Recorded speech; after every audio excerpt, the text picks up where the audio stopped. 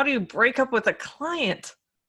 I mean, we work so hard to get clients in the door, and here I am saying, well, there may be certain times when you need to kick them back to the curb they came from. Now, in full transparency, you should really, really, really do your best to avoid ever firing a client. Truth. Most client demises in relationship, I mean, you're the business owner, she's the client, 50% at least comes from you. So what can you take responsibility for in this poor client relationship that you can either learn from and do better next time, or you might be able to heal the relationship and get on better terms with this client? But as luck would have it, in service-based industries, there are the occasional PITAs, you know, the pain in the hms. Yes, we all come across them. And if there is really no way to resolve this client walking away, feeling happy, you feeling fulfilled, feeling like you did your best work and that everybody is happy and it's a win-win situation, there may be times when you have a client who's unreasonable or disrespectful or is just flat out unhealthy for your emotional well-being. Well, it may be time for you to say, it's not me, it's you, and bye-bye. But I'm going to teach you how to do that with tact, with dignity, and to the best of your ability without emotion controlling that conversation. Now, in my years of being a lash artist, I've been a lash artist since 2013, I have only ever had to legit fire a client one time. Now, that's not to say that I didn't have PITAs in my business. I just always found a way to have them kind of transition themselves out of the business, which we'll get into those strategies another day. But there was one time that I legit had to draw a line in the sand with the client and said, this is no longer happening, we're done. I didn't say it in those words, and I'll give you some words that you can use today to kind of make it easier, make the breakup a little bit easier.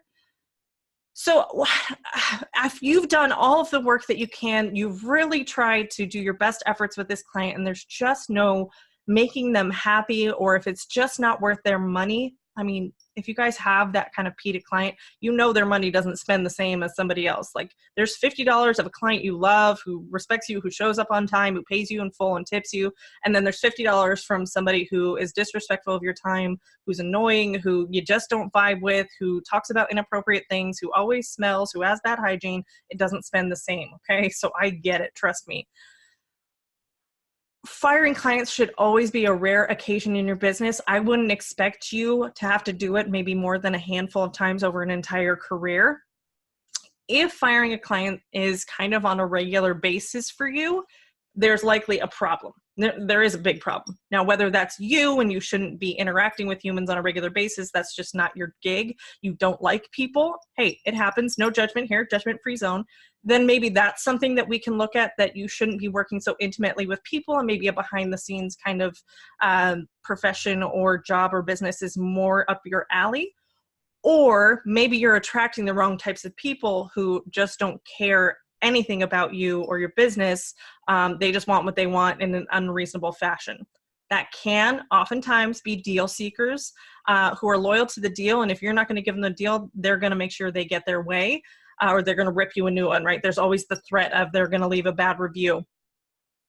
So what I'm going to teach you today is just kind of some best practices for you handling yourself and how you can fire a client with as minimal like bad blood between you as possible. So that can't always be avoided. Some clients they're irrational, right? Like they've got their own junk going on in their own life and they're just taking it out on you. You can't control that. But what we can control is how we show up, how we handle it, and how we kind of leave the situation and create that boundary so that you have healthy client relationships in your business and not unhealthy ones where you're getting walked all over. Now, I know some of you are already like, no, you need to do this, but you're so uncomfortable with confrontation that you've allowed this to continue for months, maybe even years. And there's one or two clients in your business that you just cannot stand. Like you would rather quit your business than have to deal with a confrontation. But I don't want that for you. And I'll teach you on ways that I avoid getting so emotionally involved in kind of that mindset of like, I can't have confrontation, to kind of help you get some perspective maybe on the benefit of being able to set that healthy boundary. So first things first, having a plan of attack. Now, by the sole fact that you're listening to this, this is going to give you a plan of attack, even if you're not in a situation where you have a client you want to fire. But it can be on your mind. It can be, you have a place to go back to if you do get into a situation where you need to cut ties with the client and you both need to move on. So I want you to get to the root of why this client is such a problem for you without pointing blame at them, right? Like, I get it. They show up late. They never clean their lashes. They have poor retention. They want to look like a Kardashian, but they have 7mm natural lashes and not many of them. Like, I get it. Unrealistic expectations. But why do they have unrealistic expectations, and what can you or could you have done to give them realistic expectations? How could you have communicated things differently? Well, Tara, I posted my policies. Well, but did you go over it with them? Did they agree to it? Did they understand it? You, as the business owner, have to relay your policies or how your business runs to the client, because they're not going to naturally know that. They're likely not business owners. My favorite are those that claim they're business owners and then they get mad at you for having policies that protect your business. It's like, we're kind of going backwards here. Instead of supporting small business owners, you're actually trying to manipulate me into running a business how you would run it, which doesn't seem to be very effective if you don't have policies. Nonetheless, so if you can understand where you went wrong in the relationship and how to avoid that in the future, that's the best case scenario for you, is that you've learned a lesson so that we don't have this continuing repeated problem. Some of you struggle with having a backbone. And I don't mean that in a rude way. Oftentimes the backbone conversation comes off as like a diss to someone, but you kind of are coming from a place of being a service provider, an employee who doesn't have to manage clients. They just have to provide the service and make a happy client by off you go. But as a business owner, you also wear the hat of manager, where you have a business to protect. And anytime a client gets in the way of you being able to run your business effectively or profitably, that's a big deal, right? So if you are giving away free services over and over again, you feel like you're getting walked all over by a client, it's hard to scale and grow your business or have any enjoyment of it and have it fulfill this beautiful freedom in your life when you feel like you've become a prisoner of this client and whatever they say goes and you just have to figure it out. Like, if you have to add them on every other week to the end of your day after you've already taken 6 clients and you're exhausted and tired, you're going to start to get resentful and bitter towards that client and towards your business. So we want to protect the asset, which is you. And this is where sometimes firing the client or letting them go is the best for everyone involved, because you're certainly not giving the best of you to this client if you feel like they're, the devil wearing Prada. So I want you to walk away with from each bad client experience with a lesson to learn and for you to grow and develop personally, so that you don't have to continue to run into these problematic situations, enforce a new policy or create policies if that was the issue. If confronting clients, if you had done it 6 appointments ago, would it be a different situation now? If you had charged a cancellation fee the first time or the second time, would they continue to cancel on you 8 or 9 times down the road? Or would that punishment have been enough for them to stop that behavior? Maybe it was having a realistic conversation about what was, again, realistic for their lashes rather than what they think they can get, and for you to say that's actually not possible based on your natural lashes, and I want to protect your natural lash health. Maybe another artist would be willing to do that. I'm just not willing to do that. Maybe that's a conversation you could have had. There's always something to learn when we have bad client experiences. Now, I want you to get out of your head and do not let emotions run you. That's all you have to work on today. Bye-bye. No, I'm serious. This is probably the hardest part for most of you, because you do care. It is your business. It's your baby. It's also clients who some of you have developed a very close relationship with. Some of y'all need to fire your family and your friends who are taking advantage of you and who don't respect your business. Now that's an awkward conversation to have, right? Because you have a personal relationship with them outside of your business. But I need you to come to peace with whatever decision it is that you choose. So if you are choosing to fire a client, you need to sit with that until you're at peace with it. I know that I can't take away that conversation isn't going to be uncomfortable for you.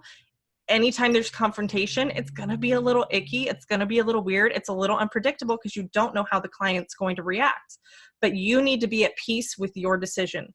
So I would hesitate in moving forward with firing a client until you feel that peace.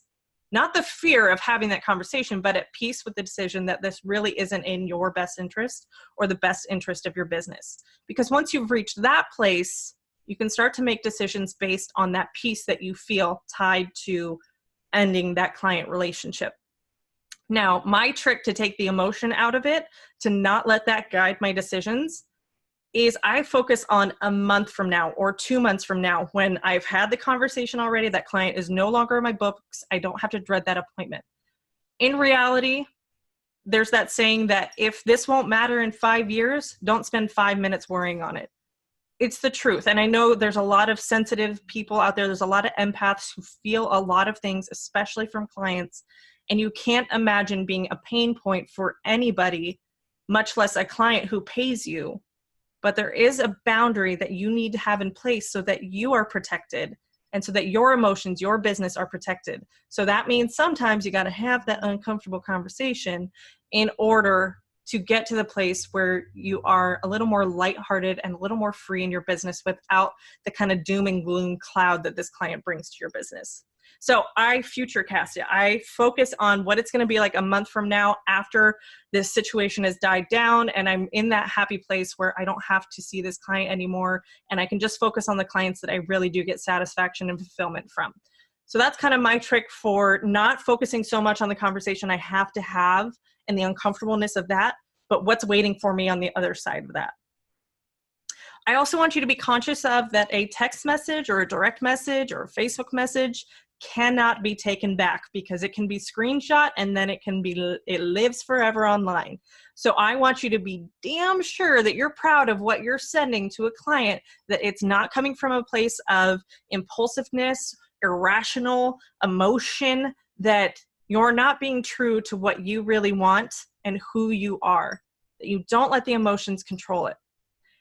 That is going to be problematic for some of you who react at the flip of a switch, right? You need to practice discipline. And even if that means you're taking days to respond to a client who you're just really pissed off at or really upset with, it's worth it for you not to respond out of emotion or anger or frustration, for you to, again, be in that place of peace that this is how you're going to move your business forward.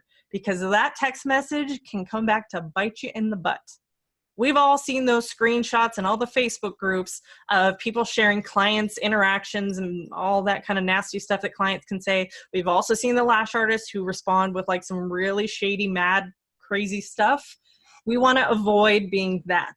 We really want to pride ourselves on showing up in our business in a way that we can be proud of and that commands respect from our clients, so that we're not continuing this bad pattern of behavior and you guys are prolonging this kind of back and forth cat fight between the two of you.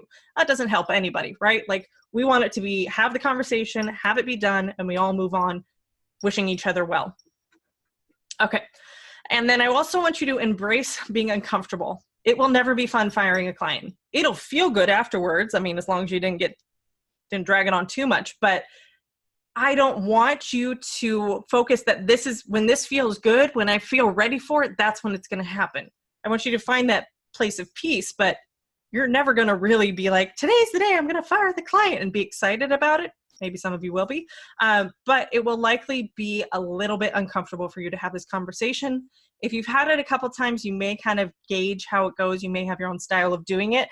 But again, we don't want to make this a frequent practice. So I wouldn't expect that would happen for you, that you would be so comfortable with firing clients because you do it so often that maybe we need to reevaluate why that keeps happening.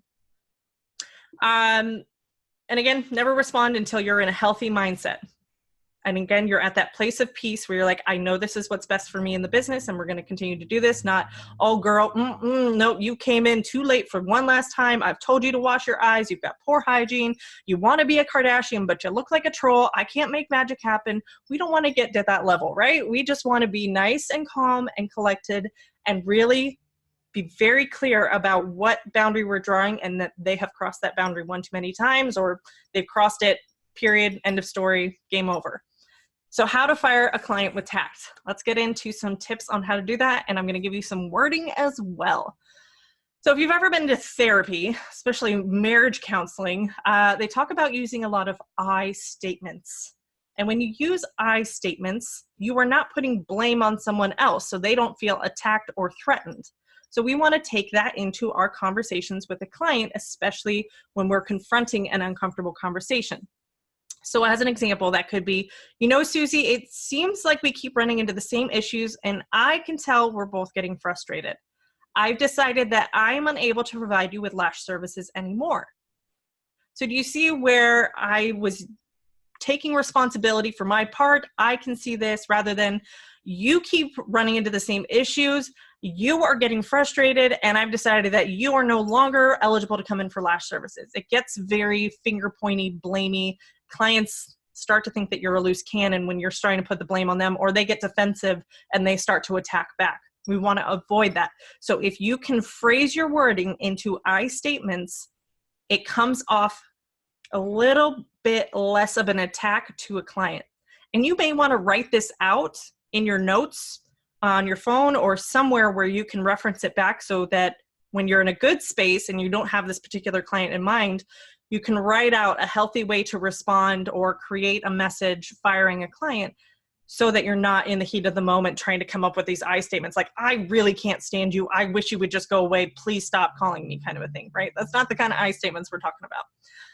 And then as kind of softening the blow for the client, I would recommend, now this is where it can get a little funny, but don't judge me, you having 2 other alternatives for her. So 2 other lash artists. Now, depending on the client issues, this is where it can get a little tricky.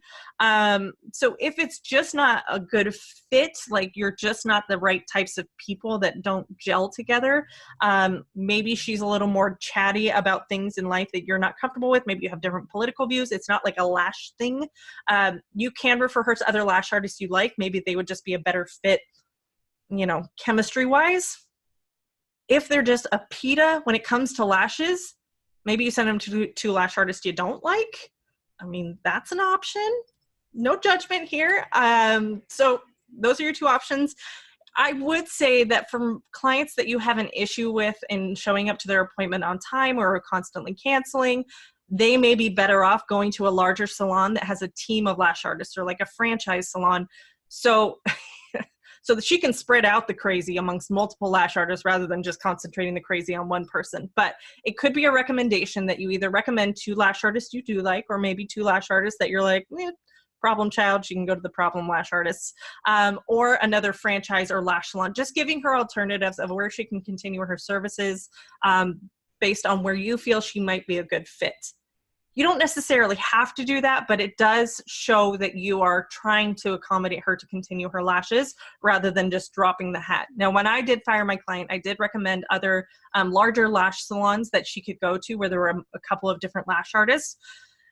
She was more very demanding of me, and I don't want to get too much into it. I think I've shared this in a previous episode of this particular client that I've had to fire, but I mean, when I started the conversation of letting her go because she was being unreasonable with expectations and getting really kind of nasty about it, she went through a whole roller coaster of emotions in the day that I let her go, where she sent me 70 text messages, 5 emails, and 2 voicemails. So she went off the deep end, and I don't have time for that. But I did refer her to a couple of other places. She said they couldn't get her in for a couple weeks, and so she wanted to come back in between.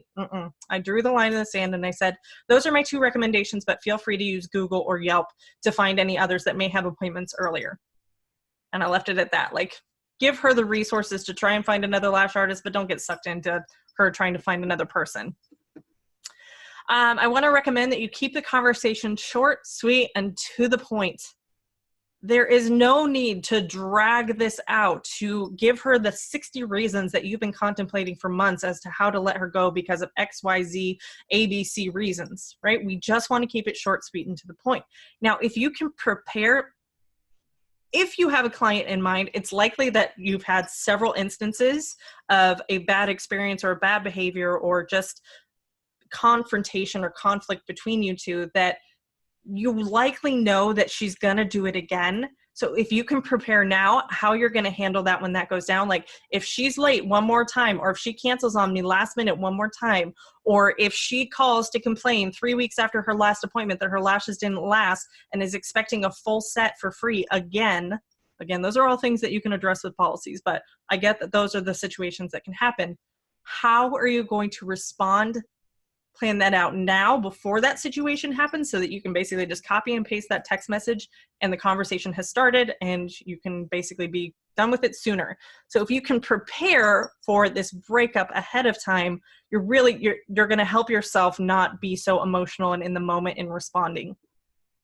So you could say something like, unfortunately, Susie, it seems that you're unhappy with the services I offer. At this point, I've decided I'm no longer able to provide you with lashes anymore. Thank you for understanding, and I wish you well. I didn't go into it. Maybe she canceled. Maybe she was unhappy. I kept it very short and sweet. And the last thing I want to say about kind of wrapping up this conversation is make sure that your decision is final. Make sure that you are going to follow through with this no matter what. The last thing you want to do is try to fire a client and they negotiate their way back into your business. It's going to make you feel like you have no power and no control over your business. So make sure that your decision is final. If they start negotiating, attacking, having an emotional outburst, or behavior that their mama wouldn't be proud of, you don't need to feed into that. There's a couple of things that you can do. You can either say, my decision is final, and not respond. Just keep saying, my decision is final. If you keep saying the same thing over and over again, and a client keeps responding back, they're not going to get the emotional response that they want out of you. And they're just going to either go off the deep end and keep spiraling and eventually give up, or they're going to give up right then and there, because there is no negotiating with somebody whose decision is final. My decision is final. What I ended up saying to my client after the 70 text messages, which I very easily could have just been like, done, I could have blocked her, whatever. I said, I pride myself on running a business as efficiently and as effectively as possible, and this kind of behavior is making that impossible. So I am sorry, but my decision is final. Like I recognize that she was struggling. She wanted to come back, and then she was like, don't do this. I've been so loyal, which she hadn't. She was going back and forth and trying to have like all these different desperation pleas. And I said, I've already made the decision. Like, I do not want to continue on with this. And last but not least, if you can't see something nice, don't say anything at all.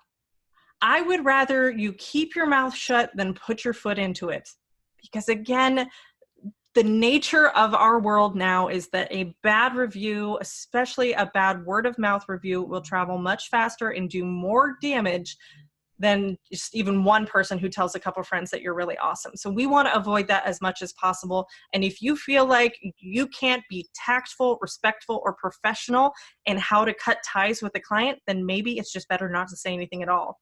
Now, I'm not a huge fan of avoiding conflict or avoiding tough conversations, but if you really can't find a way to be nice and kind and respectful in your conversation with letting a client go, maybe it's best just to cut ties with them and just ignore them.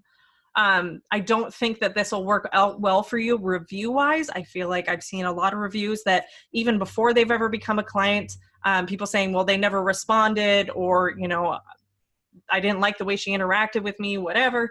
We want to make sure that, we've got control of our emotions and that we can respond in a way that we can walk away from the situation being proud of the business owner we showed up as. And if you're feeling like you're going to be like a table flipping housewife in your conversation with this client, maybe it's best to just cut it off, block their number, cancel any appointments they start to book online, and just keep canceling and just wait till they go away. I don't recommend that, but I know some of y'all, you got a lot going on in life, and sometimes it's hard to keep a lid on the emotion that you have going on. So if it's just going to be an emotional roller coaster and verbal diarrhea of, interacting with a client, maybe it's best just to keep your mouth shut. So in summary, I want you to be true to you.